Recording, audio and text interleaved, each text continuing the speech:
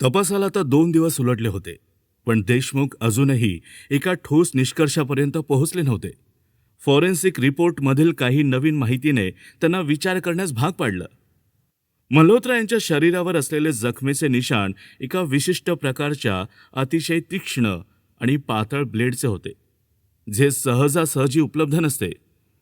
तसेच खोलीतून मिळालेले सूक्ष्म धागे हे पेंटहाऊसमध्ये वापरल्या जाणाऱ्या कोणत्याही कपड्याचे नव्हते. आणि त्याहून अधिक रहस्यमय गोष्ट म्हणजे मारेकऱ्याचे कोणतेही फिंगरप्रिंट्स किंवा DNAचे नमुने घटनास्थळी सापडले नव्हते. याचा अर्थ मारेकरी अत्यंत व्यावसायिक होता किंवा त्याने अत्यंत काळजीपूर्वक आपले पुरावे मिटवले होते. CCTV फुटेजच्या अधिक बारकाईने केलेल्या विश्लेषणात देशमुख यांच्या टीममधील एका महिला अधिकाऱ्याने एक महत्त्वाची गोष्ट शोधून काढली.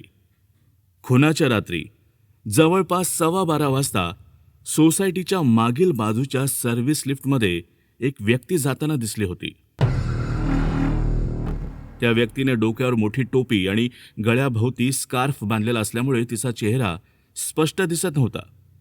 पण त्या व्यक्तीची चालण्याची पद्धत आणि विशेषतः हातात असलेली एक लहान आयताकृती वस्तू काहीतरी वेगळं आणि लक्ष वेधून घेणारी होती.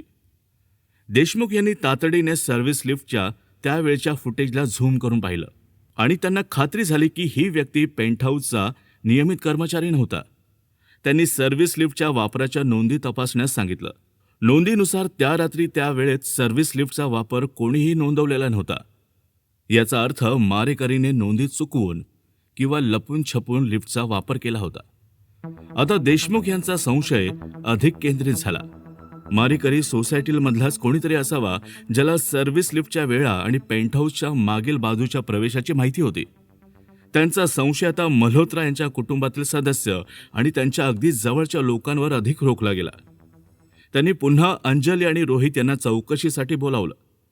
अंजली अजूनही दुःखात होती, पण रोहित अधिक शांत आणि विचारपूर्वक बोलत होता. देशमुख यांनी दोघांनाही वेगवेगळ्या खोल्यांमध्ये बसवून चौकशी सुरू केली.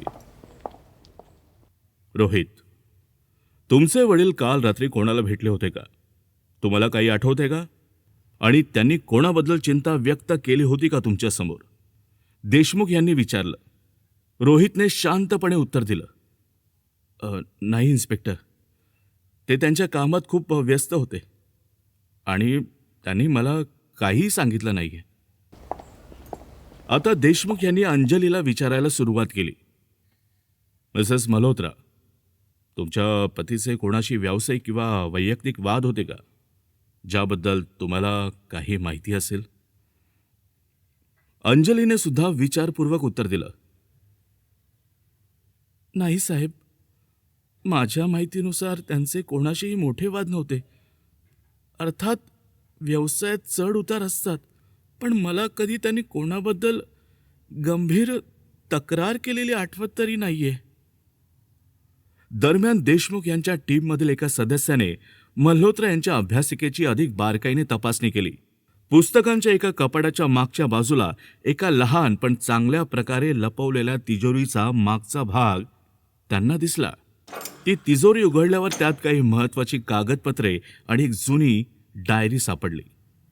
डायरीतील काही पाने फाटलेली होती आणि काही ठिकाणी अस्पष्ट अक्षरात धोका, विश्वासघात, विक्रम असे 3 शब्द आणि काही तारखा व आकडे लिहिलेले होते. त्या आकड्यांमध्ये एक विशिष्ट बँकेच्या लॉकरचा क्रमांकही होता. आता देशमुख यांच्या हाती एक नवीन आणि महत्त्वाचा सुगावा लागला होता.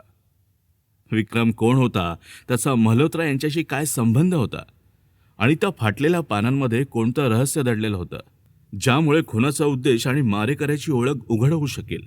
तो बँकेचं लॉकर काय रहस्य लपून बसला होता. आणि सर्वात महत्त्वाचं म्हणजे सर्व्हिस लिफ्टमध्ये दिसलेल्या व्यक्तीच्या हातात असलेली आयताकृती वस्तू काय होती. ती खुनाच्या शस्त्राशी संबंधित असू शकते का? आणि डायरीतील विक्रम नावाचा आणि फाटलेल्या पानांचा अर्थ काय होता? तो बँकेचं लॉकर कोणत्या रहस्यांची किल्ली आहे? देशमुख आता कोणावर अधिक संशय घेणार आणि ते तपासाला कोणती नवीन दिशा देणार, हे जाणून घेण्यासाठी ऐकत रहा क्राईम स्टोरीजचा पुढचा भाग, फक्त कथाकार कमलाकर या यूट्यूब चॅनेलवर.